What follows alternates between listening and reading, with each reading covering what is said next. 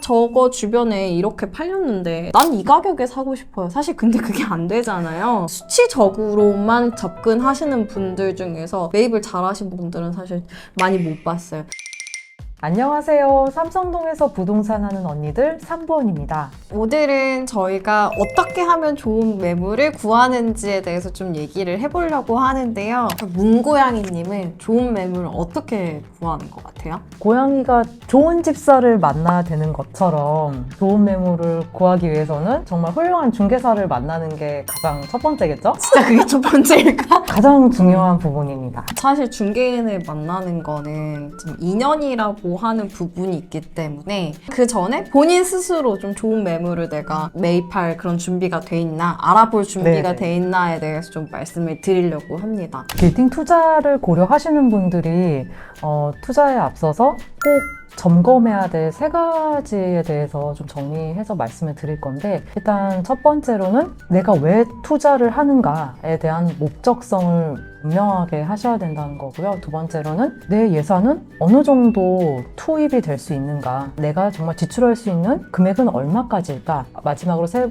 번째는 그렇다면 난 대출을 껴서 매입을 할 건데 뭐 대출 이자나 이런 것들을 감당을 해야 되잖아요. 그러니까 그런 것들을 우리가 리스크라고 얘기를 할 수 있을 것 같은데, 그런 리스크를 나는 어느 수준까지 내가 배처가 될 건가. 이제 이렇게 세 가지는 꼭 보고 가셨으면 좋겠습니다. 첫 번째 목적성 같은 경우에는요, 저는 되게 많은 이제 손님분들하고, 엄청 많은 손님들하고 진짜 매일매일 상담을 많이 했는데, 저는 우선 좋은 매물을 구하는 것보다 좋은 매물이 나타남에도 불구하고 놓치는 분들이 가장 아쉽거든요. 맞아요. 그러면 왜 좋은 매물이 나타남에도 못 매입하시는 걸까라고 생각을 하면, 우선은 본인이 정말 어떤 것을 원하는지를 잘 모르시는 분들이 더 많아요. 그러니까 예를 들면 난 진짜 이것도 하고 싶고 저것도 하고 싶고 약간 이런 식으로 정확하지 않으신 분들은, 물론 그게 정확하게 나는 어떤 성향인가, 나는 어떤 매물을 구하는지 잘 모르시겠지만, 그래도 어느 정도쯤은 좀 매물을 보면서 좀 대화를 저희랑 좀 나눠보는 게 좋거든요. 제가 그런 얘기를 해요. 유니콘급 매물. 유니콘급이 뭐냐? 정말 뭐든지 다 충족되는 매물들이 아주 간혹 있단 말이죠. 근데 그거는 거의 불가능이거든요. 그리고 아무리 유니콘급 매물이라고 해도 어느 정도 리스크가 감당이 돼야 되는 부분들이 있어요. 예를 들면 안에를 다 수리를 해야 되는 상태거나, 아니면 압류, 가압류 상태가 좀 돼 있어서 이런 법적인 하자를 네네. 풀어야 되는 것들. 근데 물론 이제 제가 생각하기에는 풀 수 있다고 생각해서 이제 진행을 하는 것도 있지만, 중간에 아예 그냥 포기해버리시는 분들도 있거든요.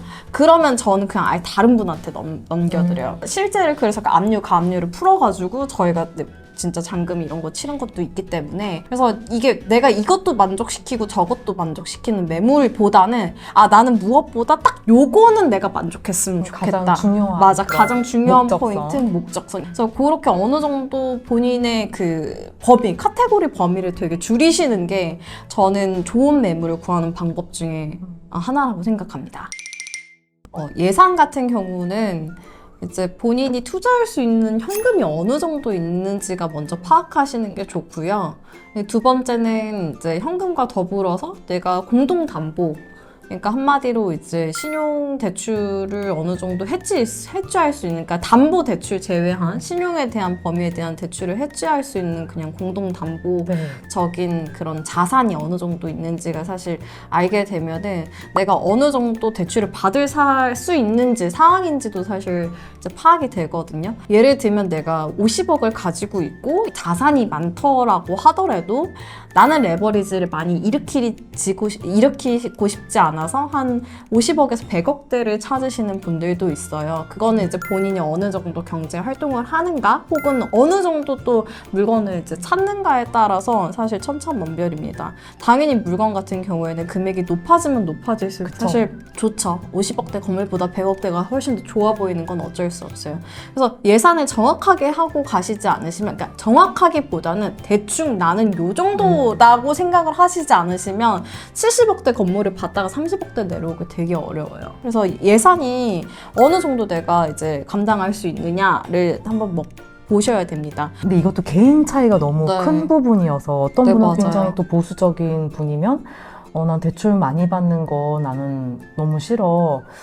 나는 되게 한 50% 이하로만 받을 거야 이렇게 하시는 분이 있고 조금 더 공격적인 투자 성향을 가지신 분의 경우는 신용이 되면 70, 80%까지도 또 고려를 하실 수도 있겠죠. 근데 이거는 투자하시는 분이 자기의 성향과 함께 결정을 하셔야 되는 부분이어서 그런 것까지도 좀 점검을 하셔야 될 것 같아요. 근데 이게 대출이 리스크랑 연결이 돼 있긴 하지만 신축이나 리모델링까지 괜찮은 사람인지 그래야지 좋은 매물을 줘도 놓치지 않습니다. 왜냐하면 일반적으로 봤을 때 다 충족시키는 매물들은 그렇게 많지 않단 말이에요. 예를 들면 어떤 A라는 매물은 지금 현재 안에 내부가 정말 엉망인데 이제 위치는 되게 좋고 평당가도 되게 저렴하게 나왔어.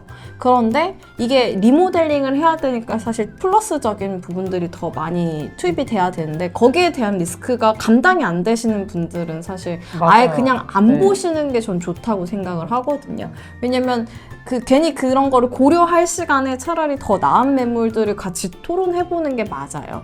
그리고 리모델링을 하게 되면 어찌됐든 간에 본인의 어느 정도 입맛대로 새 건물처럼 이제 바뀌는 게 있는데 신축 건물 중에서는 사실 가격도 충족되고 안에 리스크도 없는 건물이 막 그렇게 많지는 않아요. 지금 현재 수익률로 봤을 때 서울이 전부 다 이제 수익률이 그렇게 높진 않잖아요. 네, 아무리 네. 높아도 저희가 생각하는 3%는 상당히 높다. 상당히 2% 높죠. 강남은 2% 후반이면 정말 높다 이렇게 생각하기 때문에 그래서 내가 리모델링을 할 수 있는지 없는지 대출과 연결시켜서 그러면 어느 정도 투자를 해야 되는지 이런 것들을 좀 먼저 던져 보셔야지 그 다음부터 매물을 볼 준비가 됐다고 생각을 합니다. 네.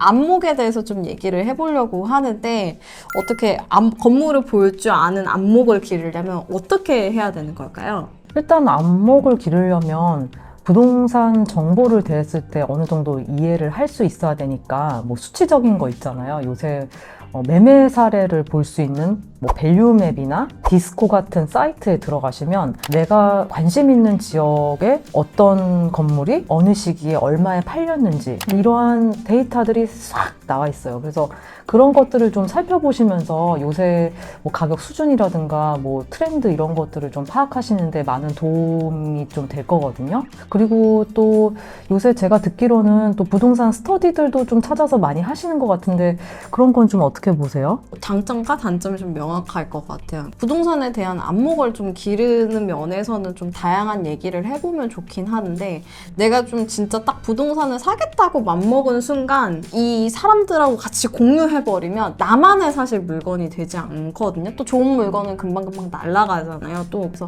이게 직접 매물을 구할 때는 그렇게 도움이 되는 방법은 아닐 것 같습니다. 괜히 의견을 얘기 나누다가 물건이 날아가는 경우를 저는 많이 봤기 때문에 안목은 참 기르는 게 이제 수치적인 데이터나 아니면 스터디가 좋기는 하지만 실질적으로 현장에서 왔을 때 데이터만 보고 사실 물건을 그리기는 너무 그쵸. 어려워요. 이런 거죠. 그러니까 저거 주변에 이렇게 팔렸는데 난 이 가격에 사고 싶어요. 사실 근데 그게 안 되잖아요. 내가 사고 싶다고 이 가격에 사지는 게 아니니까.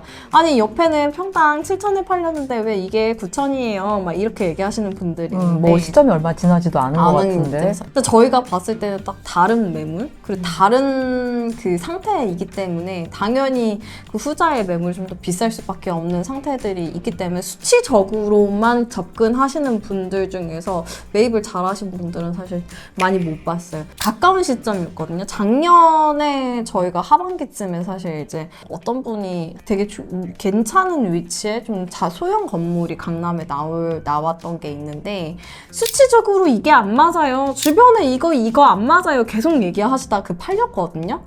근데 결국 주변에 지금 그거보다 더 높게 매각이 계속 되는 상태인 거죠. 그러니까 수치만 봐서는 또 실제로 매입할 땐 도움이 안 되고 방해가 될 수도 있다. 다만 안목을 기를 때는 얘가 왜 이 시기에 거래가 됐고 얘는 어떻게 이게 거래가 됐고 또 금액은 얼마에 거래가 됐다 이런 것들을 감각을 익히는 데는 좀 좋다라고 네, 말씀을 맞아요. 드리는 네. 겁니다. 그래서 감각을 익히시면서 참고 네. 자료로 이렇게 보시면 좋을 것 같아요. 좋을 것 같습니다. 저는 이제 로드뷰 답사라고 해서 모든 거를 사실 다 답사하기 힘들잖아요. 그래서 맞아요. 로드뷰 답사를 되게 잘하는 편인데, 그러니까 건물 같은 경우에는 이제 옛날 완전 저는 그냥 2017년대로 세팅을 해놓고 지금하고 비교해보면서 요새는 좋아가지고 로드뷰가 네, 되잖아요. 네. 비교를 하면서 이렇게 하면 이거 리모델링 했네? 이거 바깥에 이렇게 리모델링 했네? 이거 괜찮은데 하면 저장. 약간 이런 식으로. 요새 이제 로드뷰 지도가 워낙 시기별로 잘 나와 있으니까 이때는 이런 모습이었고 이런 임차인이 들어가 있었고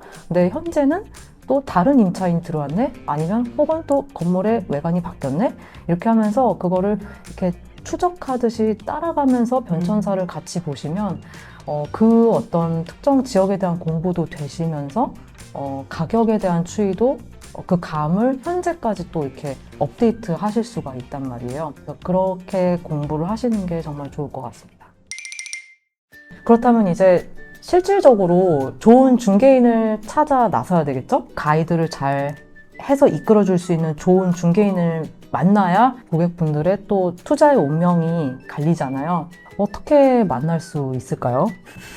어떤 중개인이 나랑 좀 맞는지 좀 파악하시면 좀 좋을 것 같아요. 상담을 하시면서 대화를 나누시다 보면 어떤 교감이라는 게 있잖아요. 맞아요. 나하고 정말 성향이 잘 척척 들어맞는지, 그리고 중요한 거는 나의 정말 그런 목적성을 잘 파악을 해서 파악해주는지. 그에 맞는 적합한 물건을 이렇게 소개해 줄 수 있는 그런 것도 정말 좋은 중개인의 그런 부분일 거라고 또 확신합니다. 그리고 마지막으로 저는 또 드리고 싶은 게 중개를 하는 것까지는 좋은데 하다 보면 또 이슈들이 좀 많이 생기잖아요. 그러니까 그런 것들을 이렇게 잘 해결해 줄 수 있는 그런 또 해결력이 있는 중개인을 만나시는 거가 또 정말 필요한 거라고 생각합니다.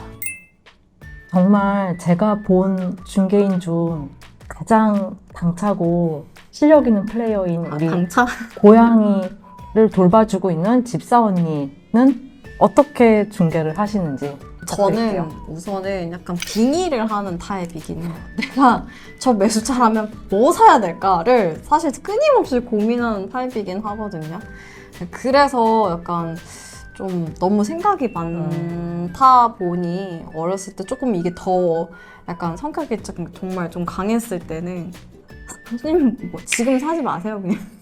정말 그런 지금 얘기 사지 마시 이거 왜 사요? 저 이거 못 맞춰드려요. 약간 이런 식으로 좀 강하게도 얘기를 했었는데 지금은 조금 이렇게 최대한 그래도 더 맞춰드리려고 내가 저분이라면 어떤 거를 사야지 나는 정말 잘 샀다고 생각을 할까를 좀 많이 고민하고 이제 사실 중개를 해드리는 편입니다. 근데 저는 이게 중개인으로서 최상의 선택이라고 생각을 해요. 두 번째는 이제 관리라든지 아니면은 필요한 것들이 있으면은 많이 도움을 드리려고 하죠. 그 외에 서비스적인 면에서 예를 들면 뭐 명도가 필요할 때 또 명도를 해드린다든지 뭐 임차 관리가 필요하면 임차 관리를 해드린다든지 뭐 그래서 저희 매니저님들이 항상 바쁘고 회사에 없는 시간이 많긴 하지만 네, 그래서 저는 그렇게 관리하는 편이긴 합니다.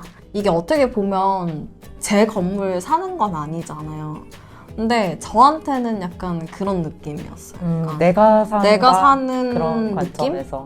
나는 어떻게 하면 좀 이거를 좀 되게 오랫동안 이 직업을 가져갈 수 있을까? 왜냐면 임장 가는 것도 너무 재밌고 매매하는 것도 너무 재밌고 손님들하고 얘기하는 것도 너무 재밌는데 그래서 그렇게 하려면 내가 마음가짐이 뭘까를 좀 많이 생각을 해봤던 것 같아요. 그래서 결론은 빙의를 한다. 저희 집사언니 많이 찾아주세요. 집사언니가 정말 좋은 매물 잘 봐드릴게요. 오늘 저희가 그 말씀드린 내용이 좀 도움이 되셔서 여러분들이 성공적인 투자, 만족스러운 투자, 또 나에게 맞는 투자 꼭 하셨으면 좋겠습니다. 저희는 다음 콘텐츠로 좀 찾아뵙도록 하겠습니다. 안녕. 구독, 좋아요 부탁드려요.